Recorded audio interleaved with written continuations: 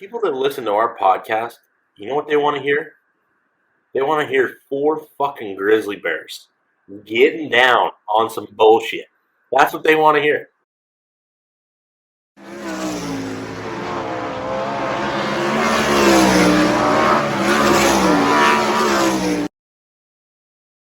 Welcome to the Drivers Project podcast, featuring hosts Dominic Scelzi, JJ Hickle, Sam Hafertepe Jr., and myself, Daryl Turford.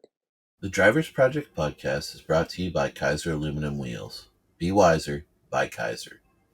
Well, fellas, we're back with another Drivers Project podcast brought to you by Kaiser Wheels. And we got one of our old hosts. He's back out of retirement. He showed up on Jeremy Elliott's show. And Zeb, you're here joining Sam, JJ, Dom, and I. What have you been up to? Nothing. Well, I shouldn't say nothing. We've been busy.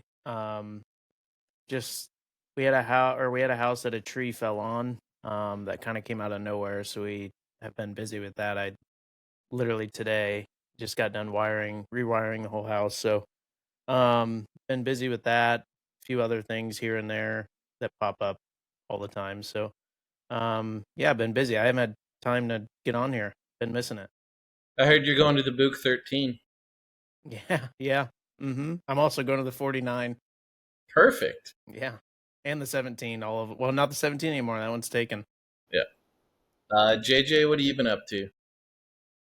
This last week we took the week off and my buddy had a wedding, like my best friend from home, Pat Knox. He's a longtime crew guy of mine, so I felt like I probably had to take the week off from racing and went out and was the best man in his wedding. Me and my girlfriend enjoyed Washington for a couple of days and watched some sports and came back home. And so now I'm back in Iowa, just kind of getting everything winterized. It looks like we had some hopes to maybe go race a little more, and it doesn't look like Mother Nature's probably going to allow that. So start packing up for the winter. Sam, what have you been up to? Oh, just trying to get some races in. It seems like every time we race Tulsa Speedway, it tries to rain on us. Luckily, we got one night in on Friday and got the win there. And Saturday night, we got rained out. We were trying to make it to the High Limit show for Saturday night, but they just didn't cancel our show on Saturday fast enough to get us home so we could switch things around. But that happens sometimes. Dom, you got to run like one of the biggest races in California. How'd that go for you at Trophy Cup? Went good. We timed in decent and ran well in our heat race on the Thursday night. And then featured on the preliminary night Thursday, like started 9th, ran 7th. I'd gotten to 6th or so and had a shot at like 4th. And then a car half spun in front of me, so I lost some positions there. So that put me going into Saturday about 10th in points. I went, 8th to 5th or 7th to 5th in my heat race. And then started 17th in the feature and ran 5th. And ended up 3rd in points. So kind of came close again. I've been 4th, 2nd, and 3rd the last 3 years at Trophy Cup. And I've probably led the points maybe 6 different times in my life. And that fucking race is like the hot girl in high school. It just wants nothing to do with me. Yeah, I feel like you're in a better mood than last year, though. For sure. Yeah, I would say. It's funny, you run worse and you feel better when you. I mean, the thing is like Joel Myers deserved to win it. Like he had a hell of a heat race there on Saturday. So, everyone kind of knew it was going to be tough to, keep him behind as long as he didn't have a problem. And then, Colby Copeland started 23rd and ran right behind me 6th. So he had a hell of a run too. I can't really be upset when two other guys had really good Trophy Cups. So I would go so far to say the 3 of us were pretty well the best cars throughout that points earning on Saturday. But, it is what it is. Sometimes you just don't get it done. So we'll get into more Trophy Cup detail later. But one of the national series, the Kubota High Limit series, hello, little one, they finished up their season this year. In terms of points battles, they pretty much had a dream season. Every race at the end of the season really mattered. In a lot of years, you see like the points leader kind of take it easy on the last night, generally they struggle, but Rico went into that weekend and just flat out swept the weekend. JJ, what were your thoughts on Rico's performance and how he closed out the year? Yeah, I mean, I didn't really see a lot of the actual event, but just the way Rico's been locked in, and it seems like every time they've needed to, they've been able to rise to the occasion, kind of from top to bottom on that team. I mean, he's always talking about his team. It's a really well-oiled machine that they've kind of built there, and for them to go out and sweep it is a pretty badass way to put an exclamation on getting it done, and really, Rico's he seems like he's so locked in mentally, physically, just he's on his A game right now, and he's really sharp, and so seems like a guy that deserves the championship this year. Definitely proud, happy for those guys, Now, I remember at the start of the year, we had a discussion in our preview where we asked, would David Gravel have an easier time repeating than Brad Sweet? And I think we were pretty 50-50. I can't remember who picked what. But, man, Rico just really came on. We also talked earlier in the year that maybe Brad was a little distracted this year. Do you feel like that's maybe what played out in this championship? Yeah, I think that, maybe a little bit of just like having so much shit on his plate. And then I think part of it was like the guy, didn't really have a crew chief. So, I mean, they had a crew chief for till nationals and then swapped over to Casey. So a tale of two teams, that plays into it. You've got a new crew chief, which is a tough thing to go through as well, even though he's been on the team. Now that when the guy's making calls and you guys are having to work a little bit more intimately, I think that makes it hard. So, I mean, I still think Brad's probably the top three best sprint car drivers doing it right now. It's just, I mean, 6 years is a long time to be on top. And, Rico and Ricky just had a phenomenal season. Zeb, at the start of the year in that preview, we also talked and said that Aaron Reitzel could really, truly be a factor in this championship. And I think a lot of people were probably rolling their eyes or maybe thought we were on crack. And then he ended up really having a really good year.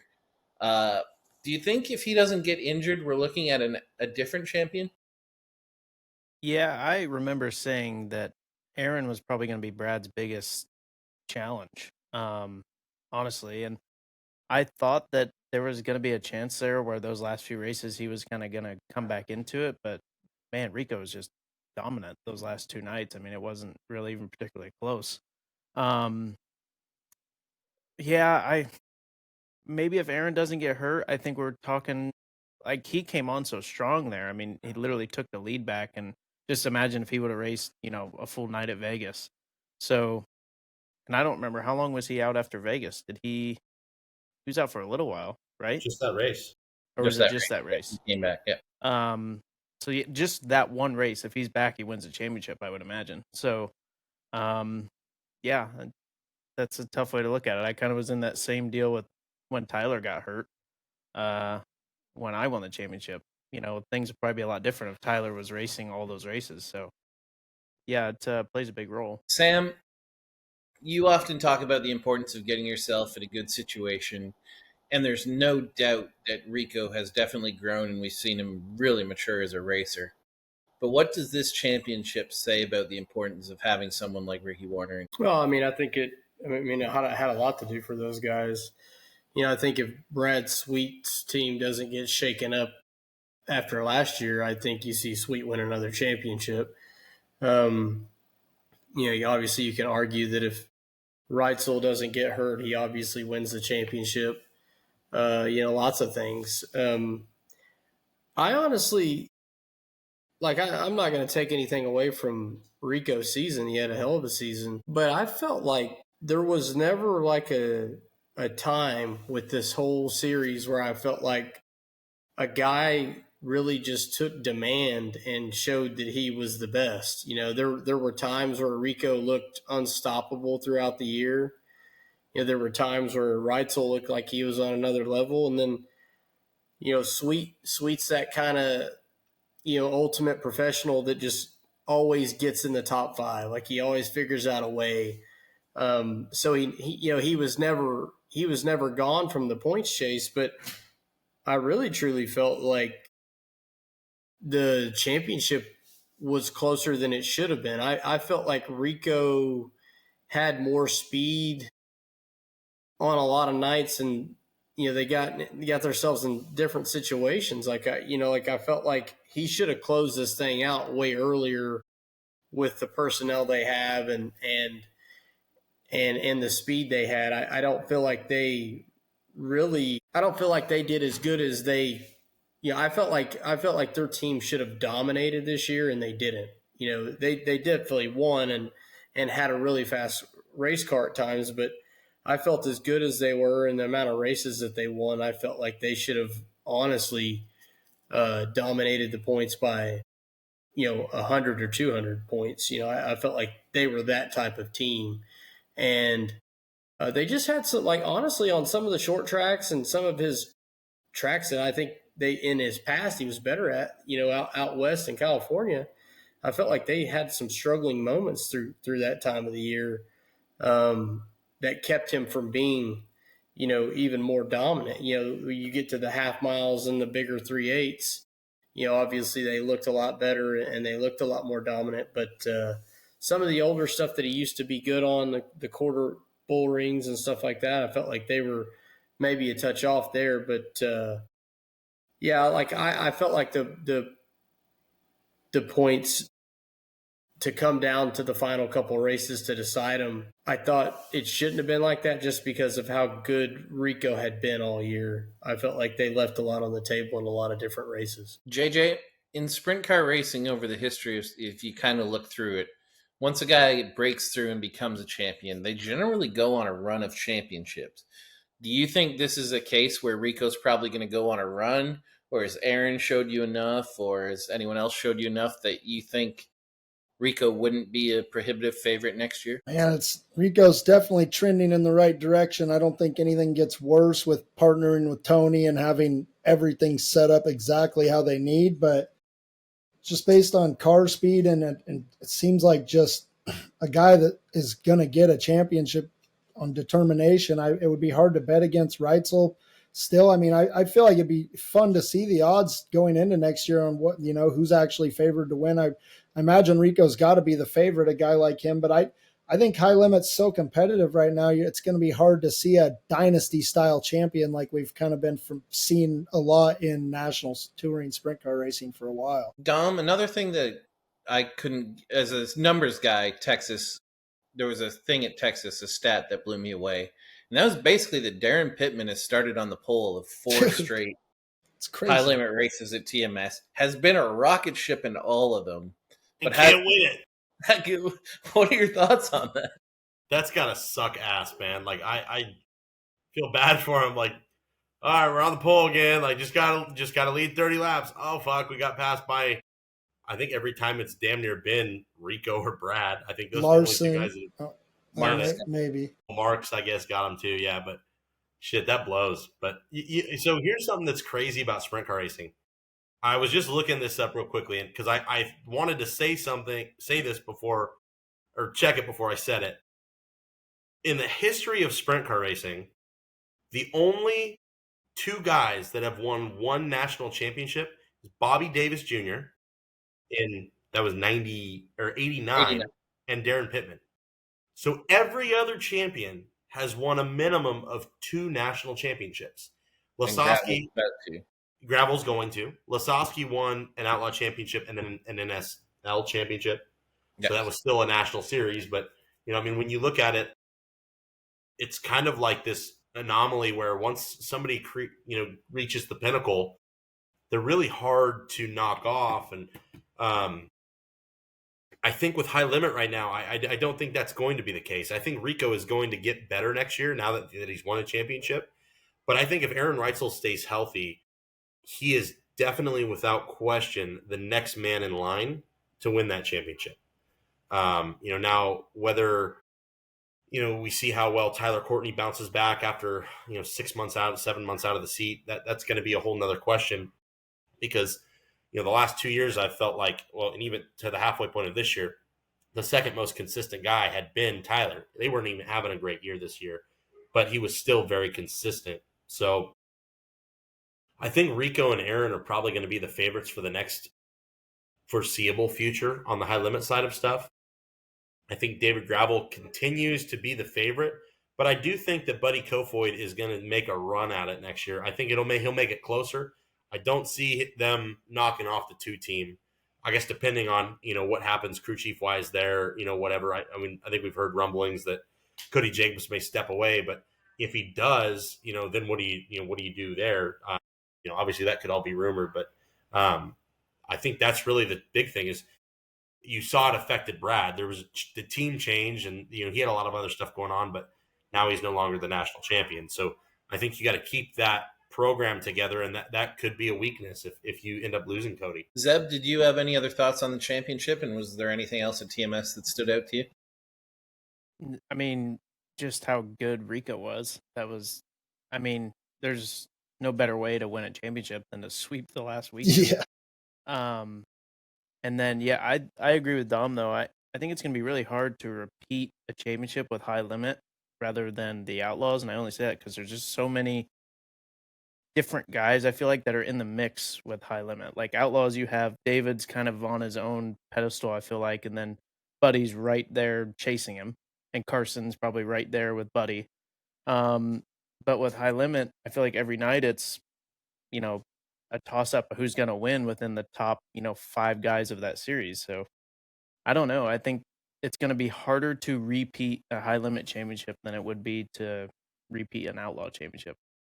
We're actually going to get into that. Yeah, just like on what those guys are saying, I wouldn't be surprised to see those guys kind of split championships here, like, over the next 4 or 5 years, see 2 and 2 over those, those 2 teams right now, it looks like. I think it'll be more like NASCAR. Honestly, like you're going to get guys that, he's really having a good year and he wins the championship. Then the next year, all right, this guy's going to win. Oh shit, we had somebody we didn't expect, and this guy wins again. And especially if like, hopefully we don't, but if we see injuries with the way we did this year, that changed everything. I mean, everybody was hurt. I joked with my brother. I'm like, you went from quitting your job to leading high limit points, damn near. Like, it looked like a Supercross season. Yeah, seriously, yeah. It was the weirdest thing ever. Yeah, and then, even think about a guy like Brent Marks. Like, Brent has been, I know this is a lot easier said than done, but if he could just tidy up, a little bit of the season, he's right there in the championship fight. Like, he's not that far out of it. I mean, for a long time, he was only, 50 or 60 points out of the championship lead. Like, he is right there. If he can just get a little bit, and then you had the 7, if Sunshine comes back and he's healthy and everything, he's a championship contender. There's just a lot of variables, I feel like, with that series. So the next thing we were going to talk about was Brad Sweet's retirement, but kind of going with what I was going to talk about this later in Brad Sweet's retirement, but I feel like it goes with this conversation now. Sam, you and I were talking, and there's always this who's tougher, high limit or the World of Outlaws, and these guys are actually kind of falling into it.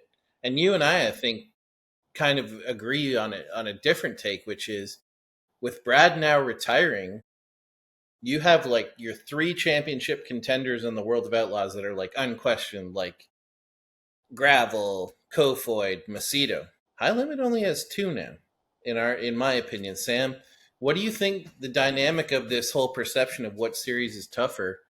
How do you think that changes now with Brad Sweet retiring? Well, I think the Outlaw deal, when you lose the key figure, I felt like Brad Sweet was the key figure that they needed to keep for a long time.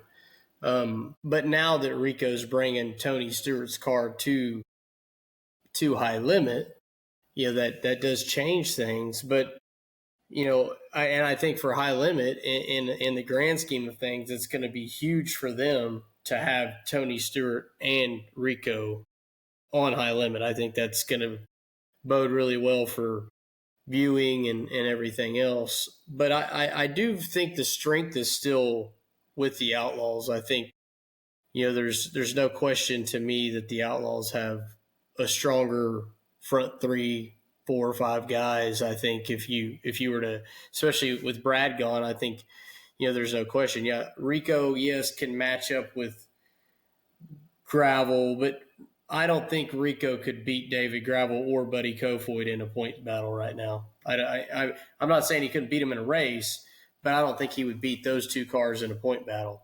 And then I think he would be right along there with Carson Macedo, kind of where they were this year. I think that's where he would fall in, and that's your best guy. So and I think, like I say earlier, just to go back, he won the point title by X amount of points, and their car's so good he should have won by more. The final tell of the points really didn't show how good their race car was. So I feel like he's a dominant race car come next year, especially with Tony Stewart behind him. They've already got a program built. They're not building anything new.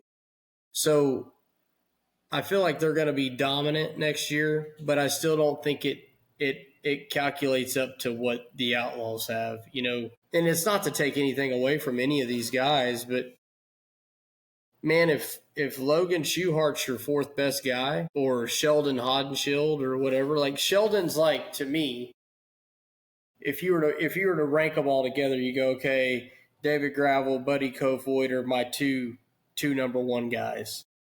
Then I think Macedo and Rico kind of fall in the same category. Rico maybe has a shot to win some bigger races. And then, you got Logan Schuhart, Reitzel. I think that's really tight there. And I think, Brent Marks, Sheldon Hodenshield. I mean, I think Sheldon probably has the upper advantage there just a touch. And then once you get past that, like, it really isn't super, super stout for either series, but I still think the Outlaws have the upper hand throughout their guys. And I think you then look at Baylog and Thorson. Right. And I think the year Baylog had, I think, is obviously better than what Thorson had, but Thorson has had a lot of improvement. And I think next year he's probably I think he's actually going to turn the corner really, really well next year. I really do think that with him. My biggest issue is, what's High Limit going to do to get new and better talent throughout the years?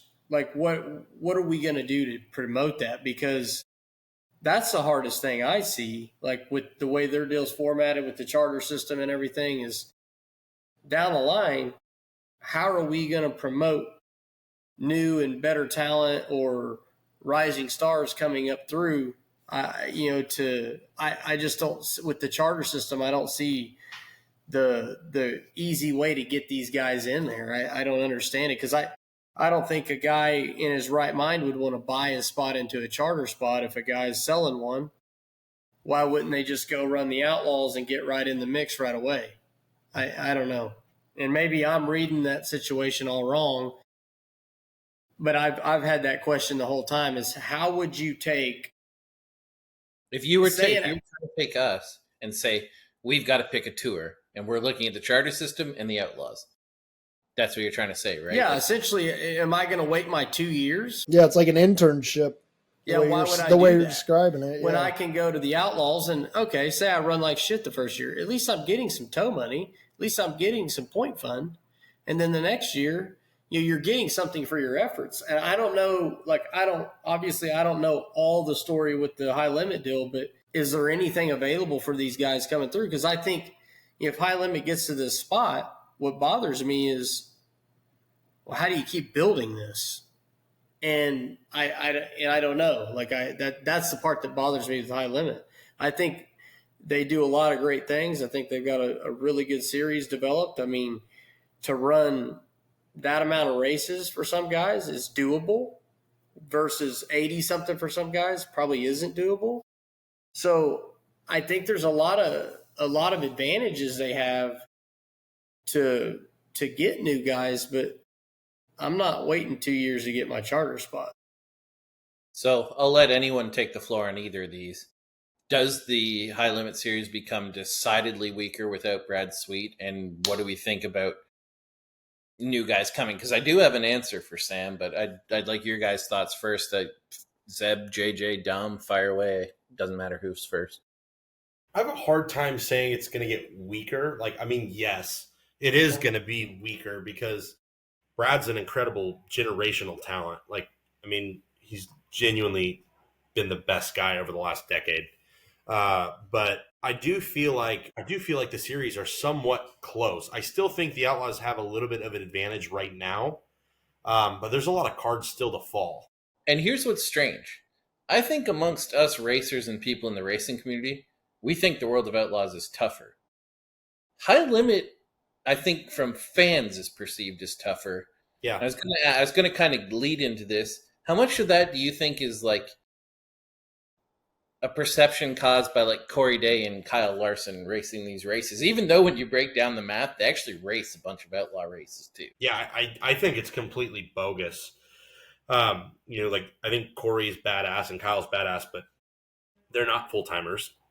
And like with what they race with High Limit, like they add a lot of excitement. But I think why people think that the High Limit thing is tougher is because there's so much differences in guys that can win. Like you see, yes. I think you see a lot of disparity and disparity in the field, and there's a lot of different guys that are good, and you don't really know who's going to win every night. David Gravel doesn't win every night. Exactly. Like it's David Gravel, it's Buddy Kofoid, it's the 41 car. Those are the three guys that are going to win the Outlaw show.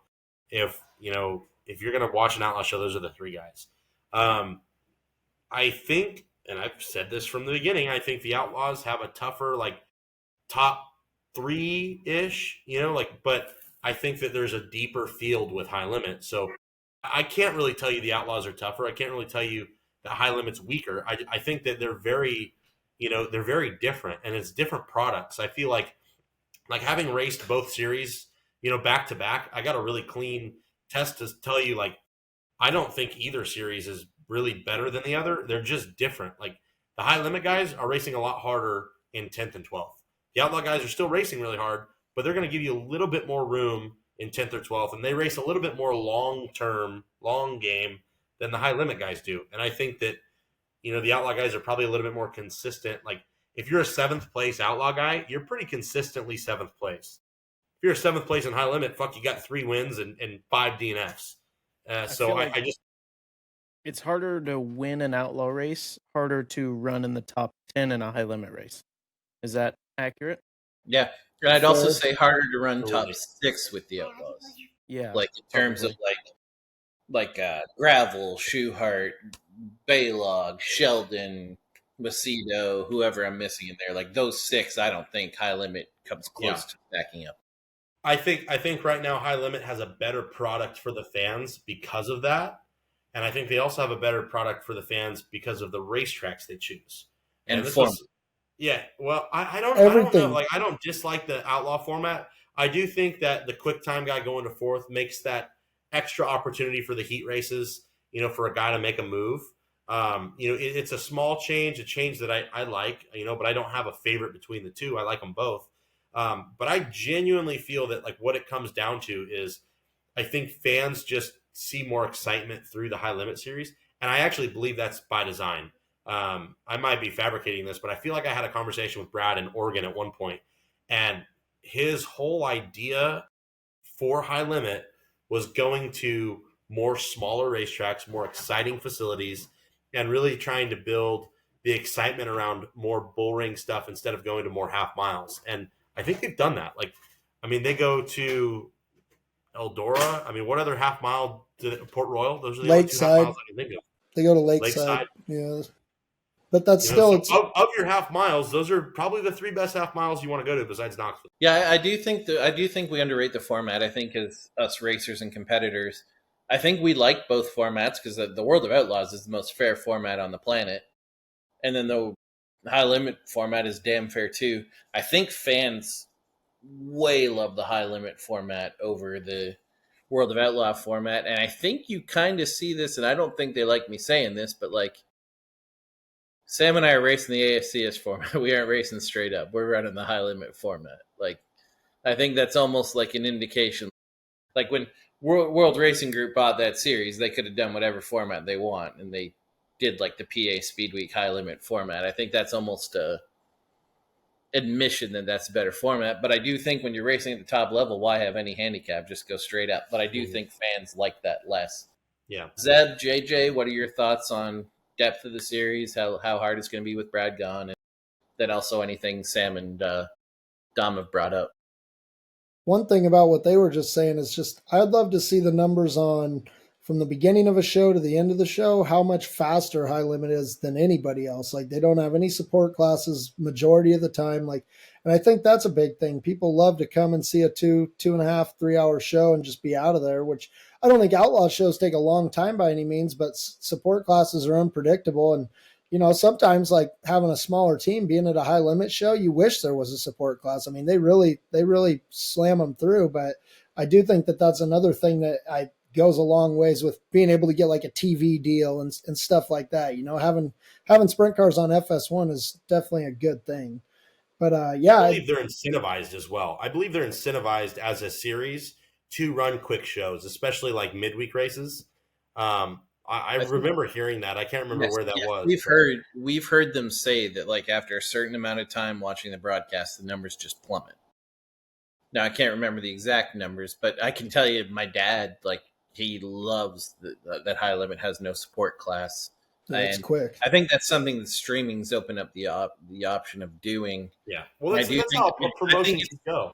Yeah, and I do think the Outlaws like don't have a choice. I think they have to go that direction. I think if I was running the Outlaws, the number one change I would make next year is no support classes. That would be the number one thing I would change if I ran the World of Outlaws. Do you have anything to add to any of this? Daryl, they're not going to let you run the World of Outlaws. I know. We got another Canadian guy running it right now. I just feel like I don't know why this is the case, but as I've watched a lot more races, I just feel like the High Limit races are just more exciting to watch. And I don't really, like, the broadcast is better, in my opinion. I don't know. It's just a more appealing, and then some of that might be not like no support classes, like the show runs quicker, so you don't have to sit around for a while. But yeah, I don't know. I just feel like there's a little more hype around it. I feel like the wheel kind of adds in a little more excitement during the draw and stuff. So I like the wheel. But I just think it's different.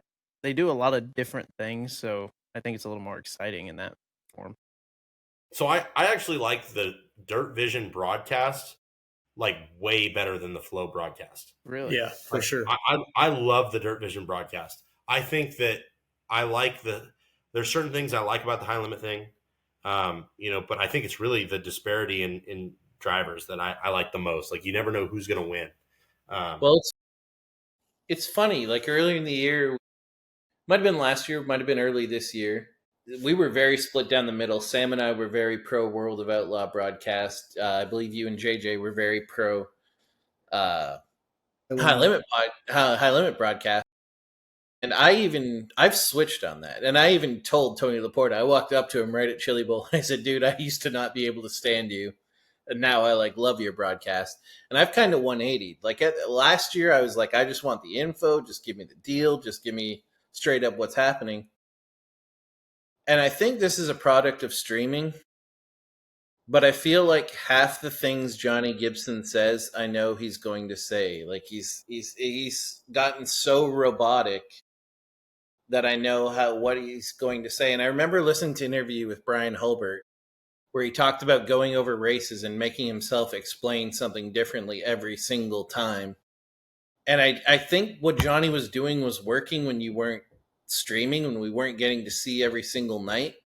But he's just gotten so repetitive. Like, he's gotten so formulaic now that I've really gone over the High Limit broadcast. I think both the color guy, I think both like the infield guys are incredible. But I just think Johnny's gotten too robotic. And to me, it's made the High Limit broadcast better for me personally. It's like you've been married to Johnny for 20 years, and then High Limit's like the new maid that's in there with a skirt on, just... She's going to stick a finger in your ass. Speaking with an accent. Yeah. No, but it's like the 4-wide. When you're a fan and it's like you see the 4-wide one time a year and it's the greatest thing ever. You do a season of the World of Outlaws and suddenly the 75th 4-wide. And one thing, this is totally kind of inside baseball, but I think that High Limit does super good. So we were at a High Limit show. They walk by my car. They see that I have a comedian on my car. Tony Laporta's like, oh my gosh, we know who that guy is. He's like, I think it's so cool that you have somebody outside of racing. He's like, there's all these sponsors, like, somebody might not buy Quaker State oil, but they might want to go listen to a funny guy talk. He's like, you do anything good this weekend, we'll try and get some mention to that. And then we made it out of our heat race. They did a little interview with me. I sent it to my comedian buddies. He's already had like a few people say it to him, but like, basically, long story short, it's just high limits. Like, I'm not a full-time high limit guy. Like they go out of their way to kind of prop up the littler guys and bring like inside stories and stuff. Whereas I think the Outlaws, it really is just watching like an NFL game or something. But like high limit, you get to watch like the UFC tonight behind the scenes type of, like, you get to kind of get to know the people a little more all the way through the deal. And I think that those guys are ahead of the game with how they're doing that and social media and everything else. How did you end that interview, JJ? I did not say God bless America, man. I've been dropping the ball on that so bad. You guys know, JJ gets shit constantly from fans because he keeps forgetting to end his I've never said God bless America in an interview in real life. I just did it on heat races with Hickle on here, Next year, JJ's going to fucking finish every interview with a Pledge of Allegiance. Dude, if I could touch on it a little bit, I think, like, the Outlaws, they've been it for however many years, right? There's never been another. So I feel like when High Limit went to go out to say, okay, hey, what are the things we have to do to make our show better? Well, man, I feel like they truly have gone down every avenue to do something better than the Outlaws are doing, right? And like a guy like me that liked the standard deal like the Outlaws had going for a while, I wasn't really receptive to the new style shit coming around, like with High Limit. But now, like you had said, like we had kind of both changed our viewpoints on it. I enjoyed watching High Limit shows better by the end, or probably midway through this year, maybe a little before midway. But I really think the Outlaws now, okay, they see what their competition is doing. It'd be really hard pressed for me to think that the Outlaws aren't going to change something in the way they do their normal race night to try to compete with High Limit, because obviously there's their competition.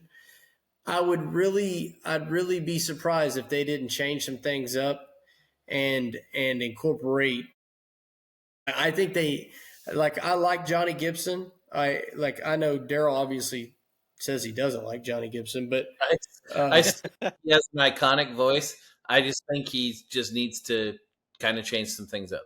But I think Johnny does a really good job. Like Chris Berman. But I think can't not.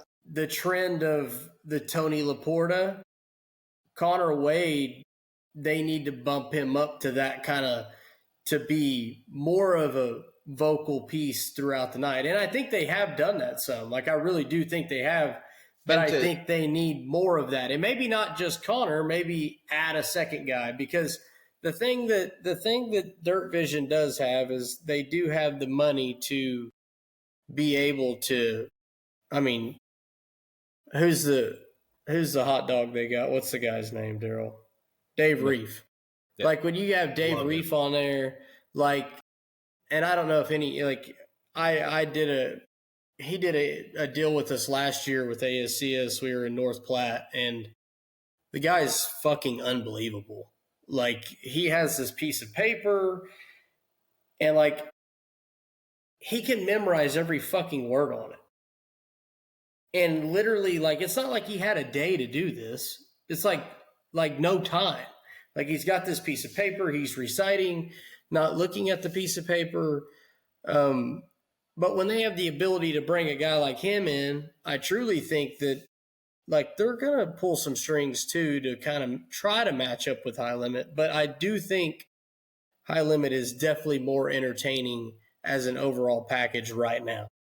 And the thing I'd say lately they are letting Connor show more of himself. Like, one thing that surprised me when we had him on the show was he had some pretty strong views and some pretty strong takes. Now, he said them off the record, but I do think they let Connor, like someone said it, it's like an ESPN broadcast. A World of Outlaw broadcast is just like totally, completely professional. And in that, Connor Wade nails that.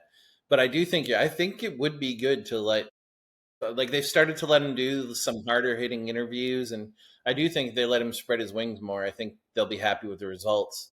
The other thing I noticed, and this is kind of nuanced, what I think I didn't like about Tony last year was I think he wasn't comfortable in his skin yet, and I think he was doing too much to make himself like the center of attention, whereas this year I feel like he's put a lot more attention on the drivers, on everyone else, as he's gotten more comfortable. Like in listening to an interview, I want to say with Jeremy Elliott, I feel like in his time in USAC, I feel like he really wanted to like kind of establish himself and make a name. And I think in the second year, now that he's more comfortable in his own skin, I think you've noticed a difference where you've seen him kind of make the driver more of the star, and I've liked that. Now, circling back to what you were saying a while ago, Sam, there's something I've never understood about this season that's never made sense to me, and I don't even think I've voiced it to any of you, and that's we had what? How many rookies with the World of Outlaws this year? Is the number some crazy number like 7? 5? I thought it was 5, but it's You got Connor Morrell, Hampton, you got Tyler G. Carson, G. Yeah, there's like I think the number 7. I don't understand why, and you guys help me out on this. If you're a rookie doing a national tour, I don't understand why everyone didn't go to. I don't understand pre-franchise why everyone didn't go to High Limit. You have to do less races. $1,000 tow money every night, Daryl. Okay, that's possibly an answer, but you have to do less races. You're still racing national competition, and your team doesn't get as stressed. Sam's saying $1,000. Is there something else I'm missing in there? You got 2 trips to the West Coast. Sure and then and one 43-hour drive across the United States.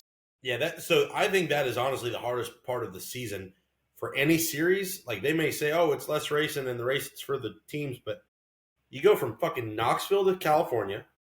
You basically run a week worth of a speed week to run Tulare, Placerville, Gold Cup, Roseburg, Skagit, and then you go from Skagit to fucking Port Royal in like 15 minutes, and then you run 3 nights there. Like that month, holy fuck. Well, and I never ran the Outlaw schedule at all, but the High Limit schedule, the first year I ran it, like my few friends that were on the Outlaw tour were home more than I was. Like, I think it's because the midweek deal, like you have, like a lot of times it doesn't make sense to come home. So you have to stay out there for, let's say, an extra week just to run one race at a midweek show or whatever.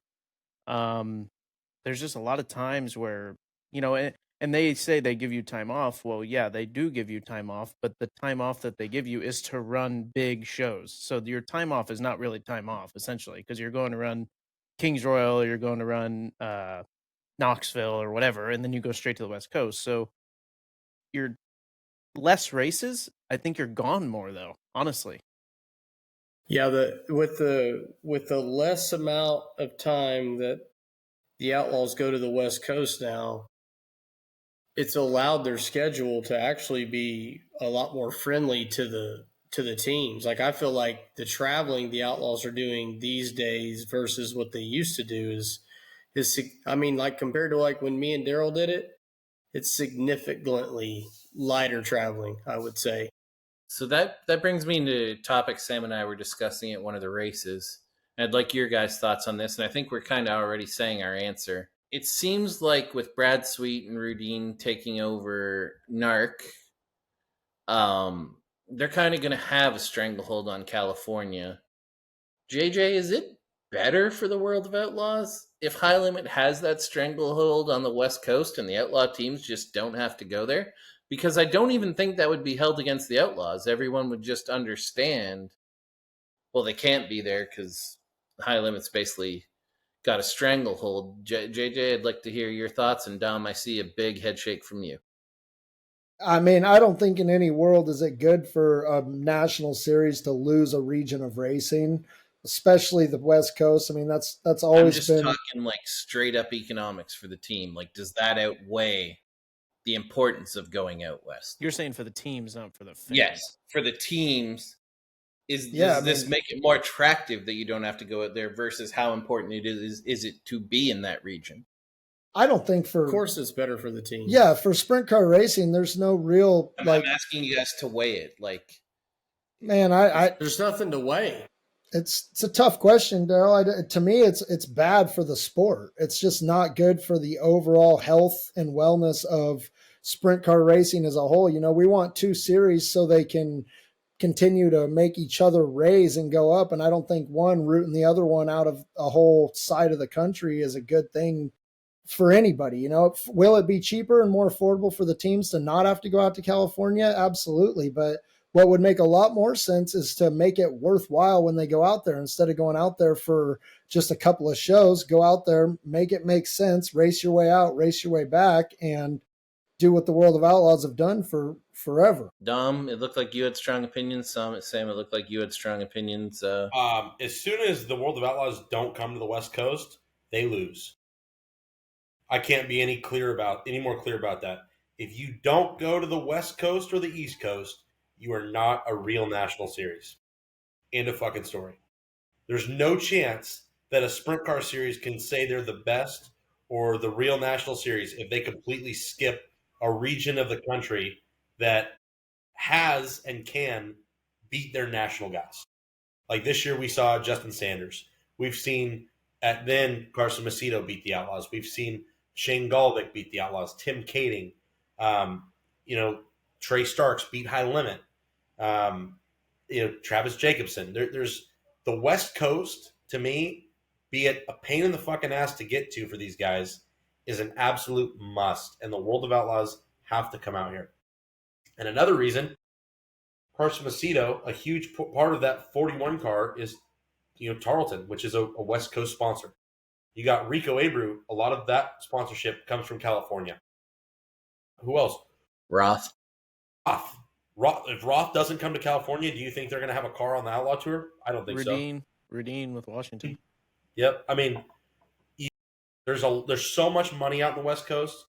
If you don't come west, you're not a national series. And I mean, in the most disrespectful way, I mean that. Quite honestly, I think that, there's a lot of talk about maybe the Outlaws not being able to come out to California or not, wanting to come out because, schedules are going to have to change and move around. But it has to work for them. And, when I think of, here we go, Sam, ASCS National. I think that your guys are underrated because you don't go to Pennsylvania and you don't go to California. Now, that series, I don't think it makes sense to do it. It really doesn't. So that's why I have a hard time, with all right, ASCS National, yes. But if you guys came to California and you guys went to the East Coast, I think people would respect the series a lot more because you're seeing them race against some of the toughest, local competition, like Cody Gardner. We're not getting into it yet, but Cody Gardner comes out to California and beats the absolute shit out of everybody on Friday night at Trophy Cup. Who the fuck's Cody Gardner? Well, if you watched him on ASCS National stuff, he can run well with the ASCS National Series. Those guys are good, but everyone has the perception of, oh, it's some fucking loser series. That's not the case. But that's what I feel would happen if the Outlaws stopped going out there. They'd go, well, it's the fucking All-Stars Plus. And I think people didn't take the All-Stars as serious, fans-wise, as they should have before the High Limit Series. The fucking All-Stars were bad to the bone before the High Limit Series arose. They were fucking unbelievably stacked fields. I'm trying to think, what year did you win the championship, Zeb? 23. So, to me, 2012 to 2023, if you go back and look at, any handful of all-star races throughout the year, you go, son of a bitch, there are some fucking absolute killers in this field. But the drivers know that. Some of the fans out in California, remember them saying, oh, the High Limits or the All-Star Series, that's kind of like the NARC Series. And I'm like, no, it's fucking not. Not even remotely close. Can't even – that's apples and oranges. But fans don't realize that because you didn't see them race. And that's what would happen if they don't come to California or Pennsylvania. Could we imagine if we were having this conversation hey, the Outlaws aren't going to go to Pennsylvania anymore? Then fucking where are you going to race? Yeah, true. Zeb, Sam, do you guys have anything to add to that? Yeah, I mean, I get what Dom's saying, but okay, say if they're not able to come, like say it doesn't work out because they're just not able to book anything. High Limit blocks them out, whatever you want to call it, doesn't matter. So if they're not able to book anything out there, like, does that change your mind? I guess is what I'm saying. Because so then say, okay, they don't go out there, and and maybe you don't know, but the Outlaw teams for a long time, the majority of them have bitched about going to California at all the fucking time. I hate racing here. I fucking live here.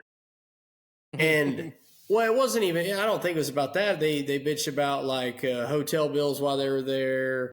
The amount of rain during the times they actually try to go there. It just never really. It wasn't real practical the times that they went. So, and to make not to say they couldn't fix that problem, which they should have been able to fix the problem. But okay, per se, they don't go to California at all or West Coast at all. The Outlaws easily can book races without California. It's not a big issue for them to book. And I do agree. I think we do need to see, dude, them losing Gold Cup to me was fucking dumb. I know why, but I'm just saying, I feel like the Outlaws need that race for it to be the Outlaws, I feel like, that's one of those big races that's always been that should have never shrank, and then now that the Outlaws don't race there, it doesn't feel the same to me. I see that, High Limit's building it back up, which is great, but you're still missing 10 really good guys that could be there. So, I mean, I don't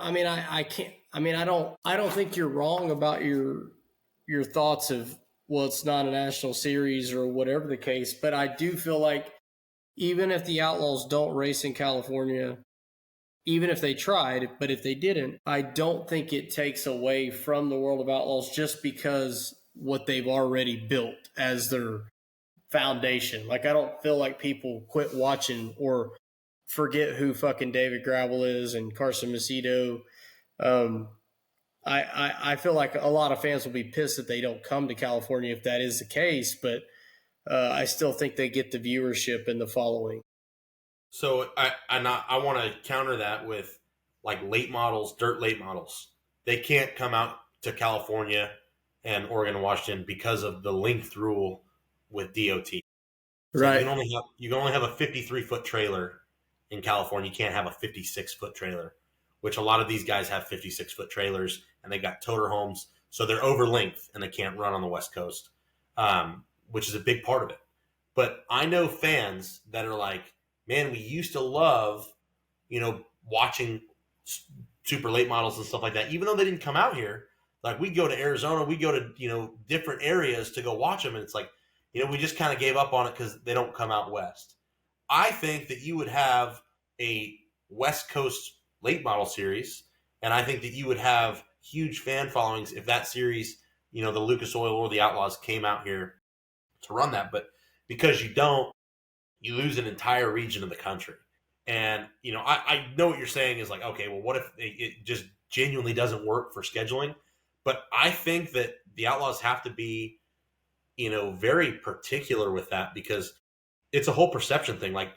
I think that, a credibility issue with High Limit, which not saying they're incredible, but how much more credible would High Limit be if they had a race at Knoxville? To me, you don't have a race at Knoxville. You're a national series. You don't race at Knoxville. I don't know. Maybe I'm overthinking it, but I think that kind of stuff is where I look at it. Man, you got to go to California, even if it's for 4 races. I think that they fucked up tremendously by not scheduling races at Elma to counteract the Washington stuff. Yeah, and I'd say just strategically, I think if the Outlaws didn't race in California, I think they would lose Roth, and I think they would lose. There was another California team we're talking about. The 41. It's not a California team, but yeah, I do think they would lose Roth, which would be a major blow. So we've talked about this stuff way longer than I planned, and we still haven't gotten into a topic that I think fans would like to our fan would like to hear us Hey, discuss. Craig had surgery, by the way. Oh, Thoughts and prayers. Craig Thank you. Thorson. Yeah, that thank you, guy's Dom, for the badass. update. Heal Yep. up, brother. We had a bunch of people on YouTube tell us we're wrong. We actually have multiple fans, but I'm not sure about that. Last year, I want to say Gravel and Kofoid got together at I-55, and David Gravel wanted to murder Kofoid. Kofoid got a pretty bad rap. Then Who ripped ass? No, Who I ripped heard ass? that too. I heard that. Good one, Sam. Sam. That thing's tight. Well, it's right off this wood bench I'm sitting on. That's Sounds Texas. like my size. That's Texas tight right there, Dom. Hasn't been So, using his last gasm. year- yeah, we talked about that, Dom. So last year, Big Games team had their feathers ruffled over Kofoid racing at I-55. This past week, obviously, Gravel got together with Kofoid, and basically, Kofoid got taken out. And Kofoid's the most diplomatic interview I've ever heard in my entire life. He's the last guy you ever want to go to if you want a controversial quote. But JJ, what was your view of that last lap there? I mean, you could kind of see it coming. I don't really know what Kofoid was going to do different. I think if a guy gets next to you on the last lap, you pretty much just expect to get wore out this day and age. Like it's your job to never let him get next to you. Like the same exact thing happened at Trophy Cup the night before. And it's like, it's not like a guy did anything wrong besides tried to, I guess the only thing you can do is block or try to take a lane on entry, but tough deal. I mean, it's tough, hard racing for the win. I've seen a lot of stuff like that in the past, and it was, I guess I don't know, man. All that stuff in the past used to be celebrated, and guys were like called the Intimidator and badasses, and you go fight them if you want to and stuff. And it's just everything's gotten pretty soft now to where like something like that's a big deal. Where to me it just looks like two guys racing hard on the last lap, and that's something that happens throughout the country in about every class of racing there is. Zeb, what was your takeaway on that? I feel like David's generally a pretty clean race car driver. Like he doesn't really get into anyone, kind of like the modern day Brad Sweep. But I think I think if that was anyone else, David gives a little more room.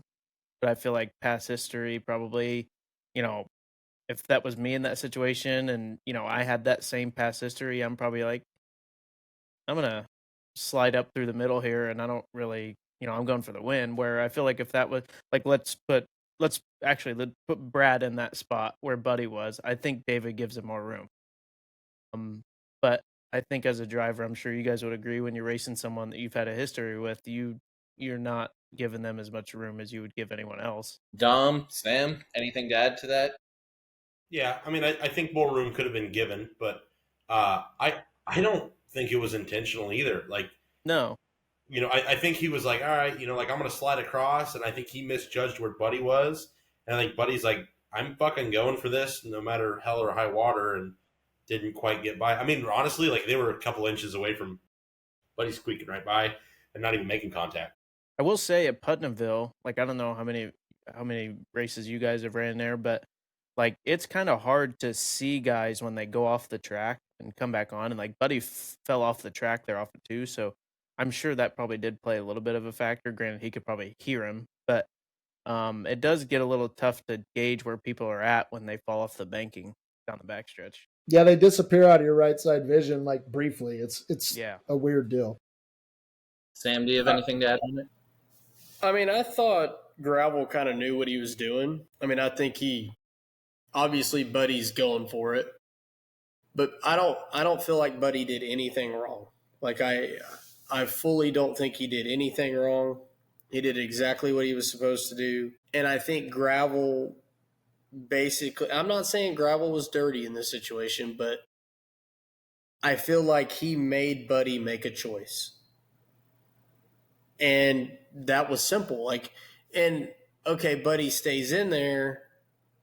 And because I think of it from this way. If Gravel just does a full slide across the corner, Buddy's probably going to drive under him and pass him anyway. That's what he's thinking. So he knows if he short slides him, like really, really short slides him, like he did, he knows that Buddy can't make it past him. So Buddy would have to turn down early in the corner, and Buddy will never, ever be able to make any speed off the exit to get him back. Like, that's why he made Buddy make the decision of, okay, hey, man, I'm going to slowly creep up here. And if you somehow get above the curb and squeak around me, kudos to you, but I'm going to slowly squeak up here. Because if he wanted to blatantly take him out, he would have just slammed him way harder than he touched him. Like, he barely hit him. So, like I say, it's not like I know their history obviously isn't the greatest, but some of the shit that Kofoid did to him last year and this year was way worse than what Gravel gave in return there. So I'm not saying, man, we should just pay guys back every time something happens, but I didn't think it was dirty. I think it was one of those deals where he made him make a decision. So the Outlaws got rained out, and then they went to Wisconsin to Sun Prairie, which is generally a pretty cool track. Dom, you like to stir shit up. How bad do you think Kyle Ripper wanted to win that race with Emerson Axum? Probably pretty fucking bad. If I had to guess, if there was a meter, the meter had to have been pegged. I don't truly think that. Because I think Hod's still his buddy, so I think he was good with Hod winning the race. I imagine think the hatred probably outweighed the love for Hod in that situation. Yeah, this is again where I feel like the Outlaws messed up. I don't think they played nearly enough into the, hey, this is Kyle Ripper on the pole. This is his ex-team on the outside. And then that it actually finished with them going on. I can assure you the people on Kyle Ripper's side were going nuts, hoping that Axum would make that pass. And I'm sure the marshals and all their supporters were just sitting up there going, anyone but Axum, anyone but Axum. I think that happens more than people realize, and I just wanted your guys' thoughts on that. There's also another dynamic in that. Axum was driving the 18 car. So, I mean, whatever is going on there, I mean... Yeah, it's a love triangle. 18. Yeah, it's a love triangle. Yeah. So he's out of the 18. He's racing with Kyle Ripper, who was off the 17. He's in the 27. 17's new driver, or old driver, wins. It's just crazy. If you're the 18 car and you're watching that, though, you got to be like, man, my crew chief and my new driver are running 1-2. This is pretty good, eh? Yeah. Yeah. Future's bright. Like, fuck yeah. So we're going to go to the West Coast because we don't avoid the West Coast. We're a national podcast. Dom, old TK, the grizzled veteran, the chain smoking on He's everybody's role model. Picked up the win on night one at Trophy Cup. Obviously, it came with some controversy late in the race. Him and Dylan Bloomfield got together.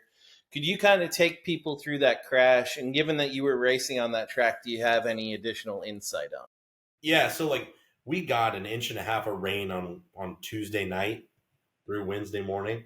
So the fucking place got hammered. They couldn't get on the track until later in the day, and it was just definitely not normal Tulare. And it had rutted up like 5 feet underneath the fence. And then it kind of built like a small curb against the wall. So most of the guys were running right in that little rivet of stuff underneath the little divot underneath the wall, and they weren't actually getting to the wall. Well, Dylan led the majority of the race, got passed by Tim. And then off of 2, he had a really good run, and Tim, kind of slid across a little bit and got to his grip patch. He genuinely did not know Dylan was there until he got tight in that spot and kind of came up the racetrack and clipped Dylan. Like, it was very similar to the Buddy and Gravel thing. I just think it was a racing deal. Dylan was going for it. Tim, I don't think had any clue that guy was there, and got tight and wham, sent him. So old Timmy boy, he's been on it here the last few weeks, and it was cool to see him win. He won the warm-up race there as well, so did a really good job. And the warm-up race was very similar to how it was on Thursday. So Tim did a great job. I was actually surprised to see you so high in points on a track with pretty big holes on each end. Dude, I'm telling you, I felt like a late model. There was a picture, both left sides off the ground, tight as shit. And, we were able to muscle our way. We started ninth, and I got to sixth. I got my tray, and then I was all over fourth and fifth, and one of the guys half spun, and I lifted, and I lost 2 spots. And that kind of just ended my night. So ended up seventh there, and honestly was thrilled to just get through that night unscathed.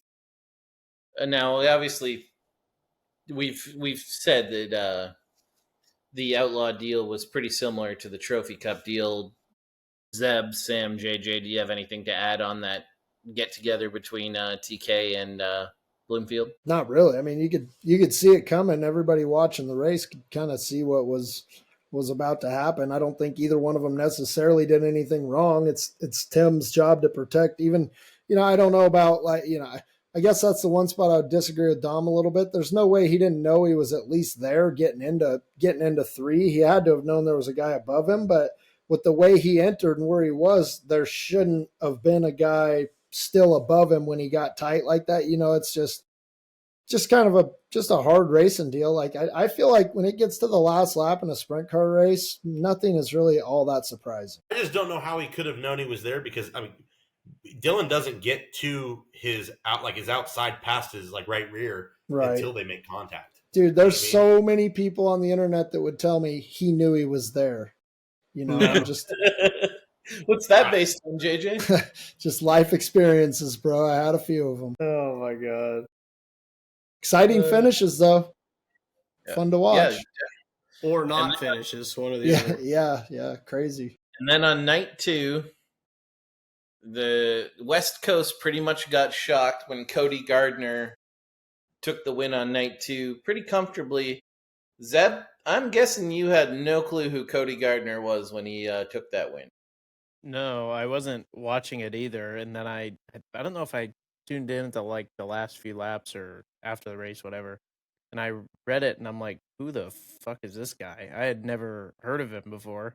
Not a shot at him. I just had never heard of him before. And I definitely didn't expect to hear of him at Tulare. Sam, you've actually, the last couple of years, it hasn't been deliberate. You've actually had a couple run-ins with them. It's just the way it's worked out. They honestly probably hate us, but I don't think it's mutual. Can you just give people an idea of who Cody Gardner is? You've raced with him a lot over the years. Yeah, he's always been, honestly, the last 5 years, he's been a really strong competitor around I think he's from the Little Rock area, but he's been a really strong competitor, in this region. And then he got paired up with that 6 car, and the 6 car showed a lot of speed the last couple of years as well. They've had a couple different guys in it. I don't know if he's threatened to win a national show or anything, but they have enough speed where they can run up front in a lot of these shows, like some of the 360 shows we race. And I feel like it seems like they've been running a lot more 410 stuff lately. And they've been showing some speed there. I think I raced with them a little bit down in South Texas at the beginning of the year. And like I say, Cody's been, I feel like the last 5 years he's been someone. I would have never thought he would go down there and win a feature at Trophy Cup. Not saying that he would do that, but definitely, obviously they earned it. You started 4th. Got in there and got by some guys that know their way around those places, and being their first time there, it's that's very impressive. Obviously I feel like a lot of people were shocked that he won that race. Being a guy that I even know who he is and know the speed that car has to tow down to Tulare and go down there and actually beat all those guys. That's a tough task, and kudos to those guys. That's a really strong run for them. That's a really tough place to run good at in general, let alone win. For sure. Especially, I feel like in a 360, that place is a little bit harder to run than a 410 because you can get yourself into trouble a lot easier, in my opinion. Yeah. JJ, you also raced a bit with Cody in your time with the ASCS. Do you have anything to add in terms of Sam and I were shocked? You say you weren't shocked. Could you add kind of your insight on what you've seen racing, Cody? Yeah, I feel like he's a guy that is always going to drive the car really hard. Like when the track gets a little bit more character or just rewards guys that are willing to push harder, he's a guy that I feel like's always kind of stood out at races I've been to. I've raced with him probably not that much, but a handful of times, Riverside and Little Rock and those places. And he runs the car hard. He's not afraid to be on a big cushion. Like it all kind of mathed out to a place where he could have a really good night. I'm not going to say I wasn't surprised when he won. I thought that his skill set transferred to Tulare really good. When I saw that they were going there, I'm like, man, that's a long haul from Arkansas, but it makes a lot of sense. It's like the short track nationals, the new the West Coast version of the short track nationals. And that's a race that I feel like he's probably been pretty competitive at. I don't know his whole background and stuff, but I've been like impressed with his willingness to run the shit out of the race car. And, he usually is there at the end still. So those are two pretty good attributes. Dom, we generally see guys that run Trophy Cup. Usually when people come from the East, they're usually plopped into cars that are already West Coast cars. Do you think this will encourage or start maybe a trickle of people starting to make the trek to California in Eastern-based cars, or do you think this is still just a big ask? I think we'll see what happens to the Trophy Cup. If it's like it is this year, I'll drive back out. Like it was this year, I'll drive back out with my stuff. I think Dom's implying that the promoter there generally tries to make races pretty big and might make another step there. That's my assumption. Yes. Like I might not be able to afford the other step, Daryl. Right. Dom, what's your opinion on that? I think that a 410 race would be a huge, huge, huge mistake. And I'm a 410 diehard. No, I agree. To add some context to that. There's not 60 cars in the Western United States that would run it. I'm not disagreeing. I'm genuinely asking. Yeah. No, it's just like there's no way the format works with 40 cars. No, 40 badass cars with a 16 car invert's going to be a disaster. 12 car invert. Is that all it was this year? Hang on the disaster. I would say we're pretty much there already with it. I mean, with the amount of cars that crash. But I mean, that's normal, Zeb. I know it's normal. I was that car a couple years ago. I've never been in not flipped. Yeah, same. So what I think they should do is I've only been in two and I've flipped both times. But Dom, Dirt Tracker actually reported this, but he implied Trophy Cup, if my memory serves, he implied Trophy Cup would stay 360s, but then the next week would be a 410 race. Is that inaccurate? Or I haven't heard the exacts. I've heard both things. I've heard that it's going to turn into a 410 race. I've heard that it's eventually going to turn into a 410 race. At one point, I had heard it was going to be a high limit race. We're going to see changes no matter what. Caleb Montgomery on Facebook was like, "Oh, it's a 410 race because there should be a 410 race because I like the feel." Because I like driving 410s. I saw that. Yeah, I don't think anyone is actually connecting the fucking neurons with this one. This race is successful because you need a lot of cars for it to work. And I think as soon as you start like taking cars away, taking average cars away, you run into a major problem. Like, could you imagine fully inverting the outlaw field or the high limit field at Tulare? Yeah, be terrible. Holy fuck. Besides Trophy Cup on the West Coast, is there another decent paying 360 race that I'm Skagit Summer Nationals? That's it. Well, because my concern would be too, like, are you starting to eliminate 360s in general out there? If you take a Trophy Cup, like, what's the point in having a 360 if you can't racing Placerville is about it? I kind of feel like that's the plan. That is the point. Like, let's get. I don't think Brad. Yeah, I don't think Brad gives two fucks about 360s. I think he wants 410s.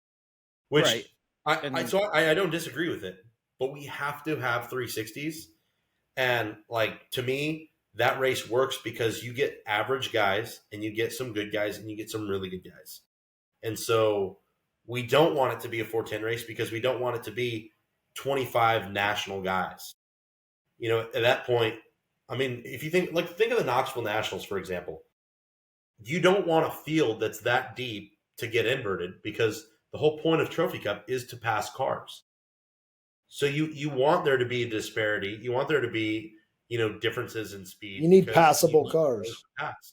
You need Yeah. passable cars. Yeah. Feel like a guy like Cody Gardner going there and winning. Like, dude, the stock for that race just went up like 20 levels if it were to Absolutely. stay a 360 race. Like, the Yeah. guy's like, man, if he goes out there and could do something and he had a good time going out there, fuck, I'd like to go out there. Like that's Well, what do you that's Hagar's thinking? And I'll that's tell the you another thing. mindset. Yeah. Here's why we didn't see cars really pass anybody on the preliminary nights. Because of the rain. Forever, it was a 6-car invert on your preliminary night, and each qualifying group had 4 heats. So it was still a 24-car invert, but you had 2 extra heat races. And they would take the heat race winner and the high point guy to the main event. Everyone else would go to the B. So the B names would be fucking stacked to the 9s. But then really, like, if you think about it, you're taking the heat winner and the high point guy to the main event. There was a disparity. 18th in points is on the pole, and, 3rd in points is starting 9th or 12th or whatever it is. So it was a little bit easier for the guys that are higher in points to pass a couple cars, and it was harder for those guys in the pole to go up. Like, now you got the top 12 in points. They're just inverted. Well, fucking 12th to 1st ain't that big of a difference, and we saw that. And that's why we didn't see a whole lot of passing going on in the preliminary nights, because the points were so close. And, I think that, there's 2 ways of looking at it. I like the other way, where you're taking the heat race winner and the high point guy from the heat race, because what that does is, it puts more pressure on having to be perfect, but then they need to add both nights to count for your total points. I've kind of run through this scenario a million times, and for some reason, nobody seems to listen to me because I'm fat and stupid, but I still scream it pretty loud. Why not just do Dirt Cup format, but instead of running straight up on the final night, just keep them inverted? So that's basically what they did this year. And that didn't work. I this is me asking because I didn't really watch, I'll be honest. Well, so what they did this year was it was 6 heat races instead of 8. So it was 3 heat races for the first group, 3 heat races for the second group, 8 invert, and then it was just points. So the top 18 guys in points go to the main event, and then they invert the top 12 in points. Then they take 6 out of the B. So that was essentially Dirt Cup format then. Precisely, yeah. It was basically Dirt Cup format. And not that I have anything wrong with Dirt Cup format, but I just feel like the Trophy Cup has its own Trophy deal. Cup, you're taking your heat race win, and you're taking your your guy that's the high point guy. That's how there's also more cars at Trophy Cup than there is Dirt Cup. Yeah. Yeah, like Sam and I were watching, and something just felt like Dirt Cup. It just felt like Trophy Cup needed a tweak. Like there's something just a little off with it. Like there's something. I felt like they were light. I felt like they were lighter on cars than they should. They were quite a bit lighter. Well, because I think that kills the format. There was practically zero publicity about the race all year long. Yeah. Nobody spoke about it all year. And there was, I think Keith Ofiel even posted a month before, is Trophy Cup even happening?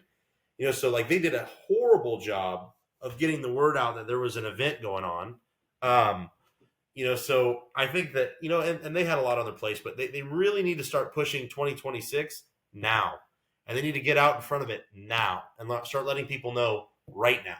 I truly had no idea it was happening because I always associate it with the week or 2 after Texas, because that's after the big races were done, whatever. And I was scrolling somewhere, and I think it was Caleb Montgomery said that he was going to run what car was he in?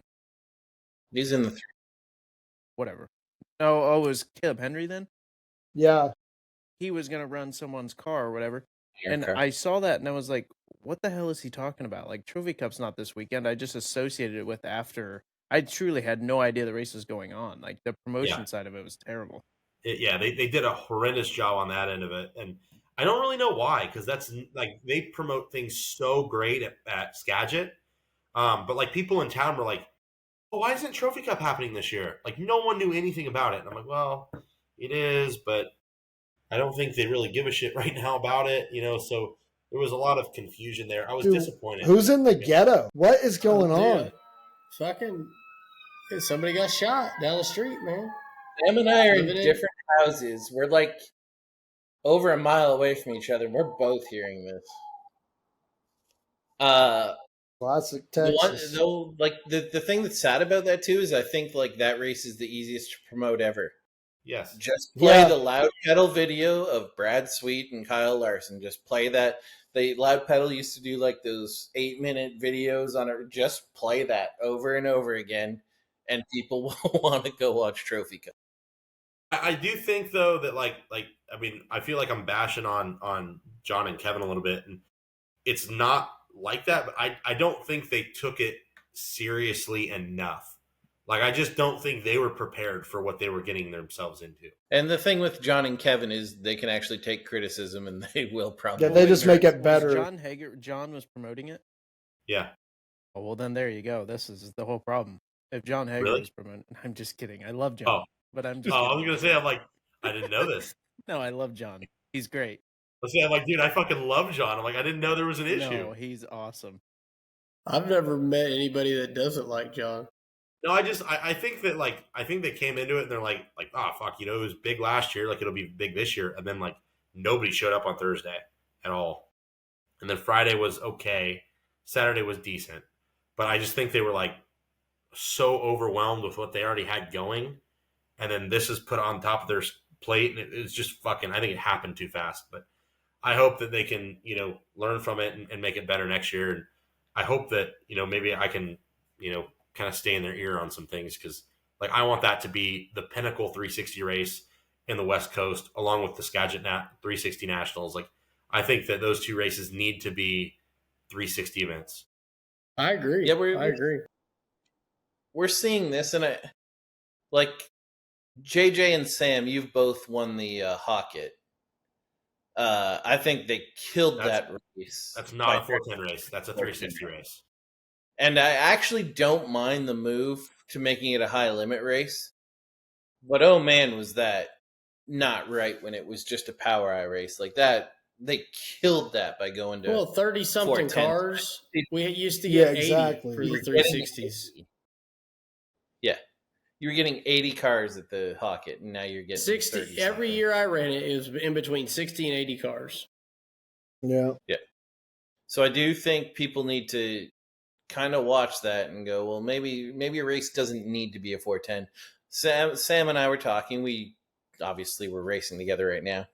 We do agree that probably the right move is making that a high limit race. But man, if it's anything but a national race, it's got to be a 360 race. And I feel pretty strongly about Trophy Cup with you on that one, Dom. I think it's a massive mistake if they turn that into a 410 race. So yeah, for sure. It won't be a good race. Why don't we make the 360 Nationals a 410 race? Yeah. No shit. And there's all these people, you hear these 410 guys all the time. And I think it's fucking hilarious because if they ran teams in 360s, I think they'd get their asses kicked. But they're racing 410s. And they'll just talk shit on 360s and just talk shit on 360s. And I don't think they have a goddamn clue what would happen to sprint car racing if they got what they wanted and 360 racing disappeared. I don't think they have a goddamn clue what the effects of that would be. And I think they sound retarded when they bash 360 racing. God dang, Daryl, you hit all the bases there. You used the R word, the God word, just nailed it, man. Thanks, dude. I had a real hard on for that. Yeah, you did. Yeah, you did, Daryl. Now say a slur. So, Dom, usually the winner of Trophy Cup is a pretty big name, and this year and is not Dominic Scelzi, and is not never Dominic. Is. Oh, you can't say that. It never is. And this year, Joel Myers Jr. He's been steadily building a name. He's been steadily growing, but I was pretty darn shocked to see that he won Trophy Cup. And even if you told me, okay, he's the high point guy going into that race, he still wouldn't have been my pick. Can you talk about Joel Myers Jr.'s performance this week? Yeah, like he was good on one of the prelim nights. I think it was Friday night. I mean, I think he was like right there close to me in points. And he had a great heat race on Saturday, and that's really what won him the Trophy Cup. Like he went 7th to 2nd. I don't remember what transpired in the heat race, but he went 7th to 2nd regardless. I don't think anybody fell out. I think it was just some shit opened up for him, and he was able to get to 2nd. And that point total alone was like so far higher than everybody else. He had a that 10-point nobody lead. was going to catch him. Yeah. And Copeland had a great Trophy Cup. In any other year, that would have won the Trophy Cup. But that heat race by Joel pretty much sealed it. And then in the main event, he didn't really do anything spectacular. He just stayed out of trouble. And I think he ran 8th or 9th in the finale. And, when guys fell out, he didn't. And he managed his stuff. And, he went in there with enough points where he didn't have to be spectacular. So I feel like he definitely earned it. He passed a lot of race cars. That's one thing I will say about Trophy Cup this year that they got right. The top 2 guys should have been the top 2 guys. Like I felt like, in years previous, you don't always see the guy that passes the most cars win. And this year they got that. What was going on after the race? What was the scale debacle? Scale thing? What was going on? Yeah, I saw on Twitter that all these guys didn't make weight, and then I went on Twitter and I couldn't find a damn guy that missed weight. Disappointments, I guess. I'm debating whether I should fuck it. So yes, the guy that wins, goes across the scales and he's heavy. Apparently, he's like 8 pounds heavy. I don't know this to be true or false or whatever. So Tanner Holmes is heavy. 2 weeks ago, he came across the scales in the 360 race light in qualifying. Yes, he was the only guy that was light. So we didn't do anything then. Anyways, he's light. Second place he's heavy now. Second place comes across, and the W car is light. And then third place comes across, they're light. So the top second, third, and fourth all go across the scales and they're light. Well, then you have Joel Myers and myself that are waiting to scale. And they stop the scales. Oh, the scales are broken. So I'm like, the fucking scales are broken? Like, what's going on? Well, then I start realizing that, everybody's light except for Tanner Holmes. So I weigh 240. I get on the scale. It says 240. And I'm like, I weigh 240 pounds. Like, I'm what it is. And where I've always thought, like, what you do is you have something that's a set weight. So, what I would be doing is they have 5 of these John Deere Gators running around. With a Google search in 5 seconds, you see what their weight is. Roll one of those John Deere Gators off that's irrefutable to know what it is. It's going to be the same weight within 25 pounds. So put that thing up there and go, all right, is this remotely close? Does it say it weighs 5,000 pounds and then the scales are weighing, 4,500? Like what are they off? We don't know. Nobody does anything. They just say, oh, the scales don't work. So everybody's good. Well, now that pisses me off because I know I'm fucking good. Like, in no world ever, you don't even need a scale and I'll be heavy. So I'm like, well, hang on a second. How did the guy that won, how is he heavy? And then these other guys are light. Like last year, or 2 years ago, Logan Seavey was light. So we've seen people be light at Trophy Cup before. Why are we not weighing everybody? And then deciding okay, hey, we need to get some sort of weight constant to really rule out if the scales are broken or people are light. Nope, we're not going to weigh anybody. It's done. That's what it is. We're making the call. Well, what's the fucking protocol here? What are we supposed? I don't know. This doesn't seem right. That we're just, scales are off. Nobody was off 100 pounds. These guys were off weight by 5 and 10 pounds in a 50-lap race. Right, that can happen. Who ran second, third, and fourth? I know Baston was second. Third was Cox, and fourth was Montgomery, and then I was fifth. And so I'm a little revved up about it, and I'm like, I just don't like the way we're handling this. Why do we not taking something that we can all agree is a certain weight and put it on there? I think you're complicating it. Just have a 10-pound weight for each pad. Right. Well, I mean, yeah. If you do that, or hey, let's take fuel jugs and put them on. I mean, there were so many things that we could do to just say, all right, this thing's off, or no, it's not, or whatever. But instead of proving anything, we just say, nope, it's done. We're good. So I say, I want to weigh. They tell me, no, you don't get to weigh. I said, turn the fucking scale on. Let me weigh my motherfucking car. And now you've got a group of people. Nope. Go back to your pits. Okay, cool. So I drive across the scales, which here's what's fucking pisses me off. If the scales are off, let me go up there and be like, God damn, you're right, the scales are off. Instead, we turn the fucking scales off. Wrong. That's not what you do. So I go back to my trailer. Now I'm fucking pissed.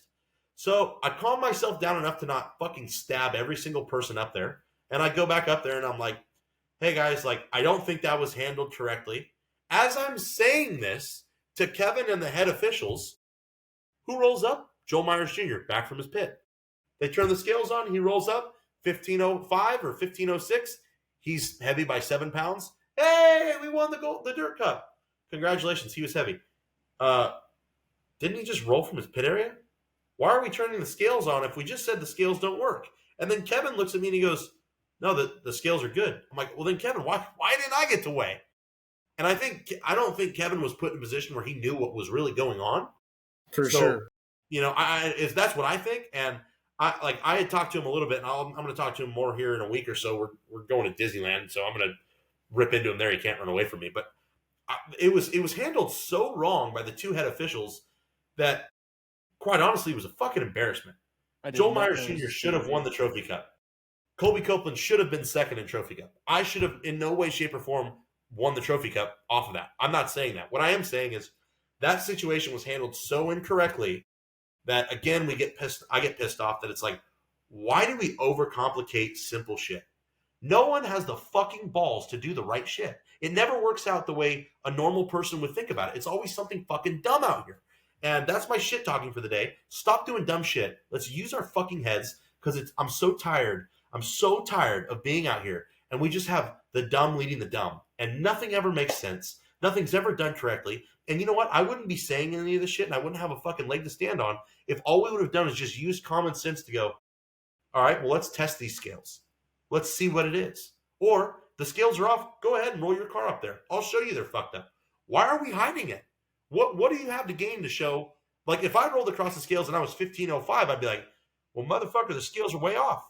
But instead, nobody else rolls back onto the scales. They don't show anybody on the scales. It's like the secretive thing. Well, you guys just fucked the whole thing up. Now you've created a narrative that shouldn't have been there. Yeah, Sam and I, we've had a few scale episodes. I can remember running a Sooner race with Sam, and like 2 of the 3 heat race winners were found light at the scales and sent home, and then Sam went 17th to 2nd. And well, Jesus, Sam, how light were we according to the scales? I don't even remember. It was a high number. Like, clearly the scales were off. But in that case, Dom, they stuck with it. All of us were DQ'd. Like, that any of these scale things, like, I think is dumb. Like, the Reitzel deal at Arizona was completely fucking stupid. You know, it's like if you're not going to make the fucking call, then just weigh it one time and push it on. Don't fucking make like, if you're not, like, don't make a big deal out of it. If you don't want it to be a big deal. Like, if you, roll these fucking guys across the scales and say they're light. If you're the official, keep it to yourself, whatever you're going to do. But now that you've actually made this public knowledge, you're about to get blown the fuck up, as you should.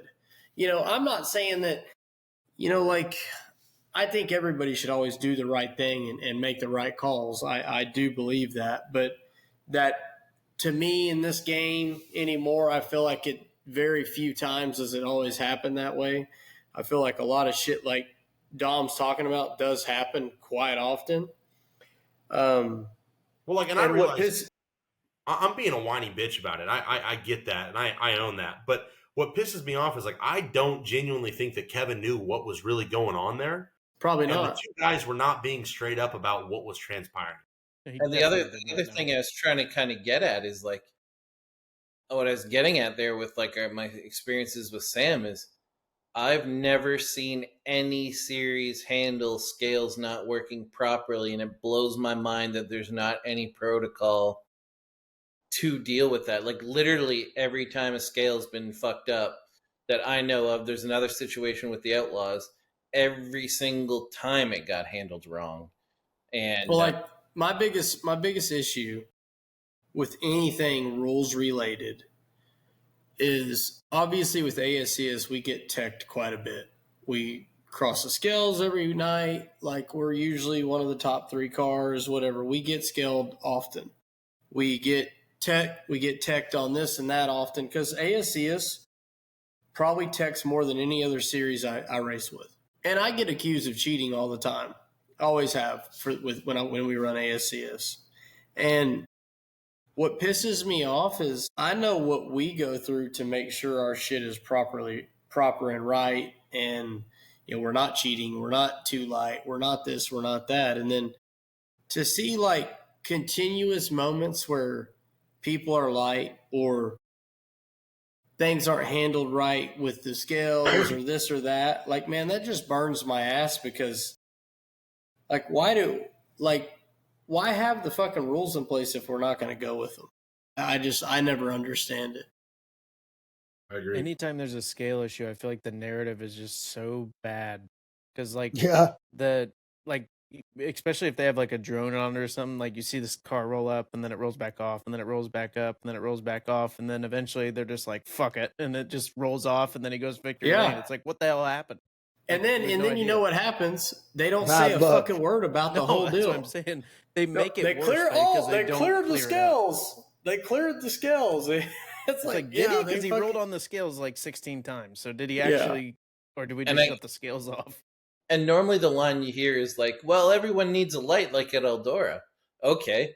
Picture Dom's situation if there's a light and they're handling it. Like, oh, fuck. Dude, I can tell you if that light went red and red and red and they're like, yep, they're good, I'd be like, oh, hang the fuck on.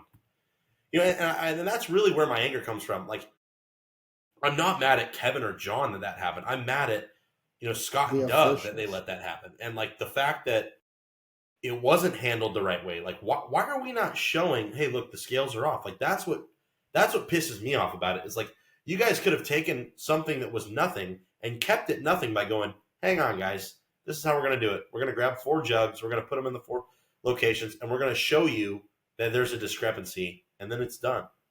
But instead, we don't. But didn't you say you did that, Dom? Like, I'm confused. Like, you got on the scale and it was reading correctly? No, Dom didn't get to scale. Well, it said he was 240. No, he's saying himself. Like I got on, and it said 240. I got off. I got back on here. Like, they turned it off, turned it back on. I got on another part of the scale, and it was like 238.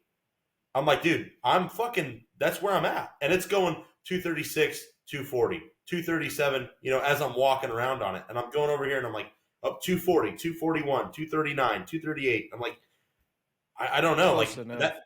To me, I'm like, it's not like it said I'm 200 pounds or I'm 250. Yeah, and to people that don't see the scales or anything, it's quite common for a car to be on the scales and like the numbers are constantly changing it. Yes. Very and like if you're in a different part of the scale, like it's going to be slightly different in different parts of the scale. Like if you're over here, it might be, 14, 96, and you might roll a little bit farther forward. You might be 1500. Which is why they give guys a chance to rescale. But right. Yeah, I've literally not seen a series handle problems with the scale properly in any of my experiences ever. So are we going to call that our talking shit segment, or do we have anything else to add? We did a good job there. We need a scale protocol in sprint car racing. Yeah, there needs to be more common sense. Yeah, because that's needed in the entire world. We need a lot more common sense and something where we've all committed our lives to driving in dirt circles. What is going on? Because that's the thing. Like, I don't even think like in any of these situations, I've never been like, that was corrupt. They were doing it for their favor. No, it's just like a bad every look. single one of these is like, are you people who are normally smart retarded? Like, what's going on here? And that's my whole thing is like, if the scales are off, I'm not upset the scales are off. I'm upset with how you guys fucking handled the situation. And I think that gets lost in translation. Like, that's what I told Joel. I said, hey, I don't care what the fucking scales read. You won the trophy cup. Like, no matter what the situation is. But this is being handled incorrectly. Well, fellas, I think that's all we got. JJ, I hope you're cheering on the Blue Jays at the World Series, and I'll talk to you guys later. Go Dodgers.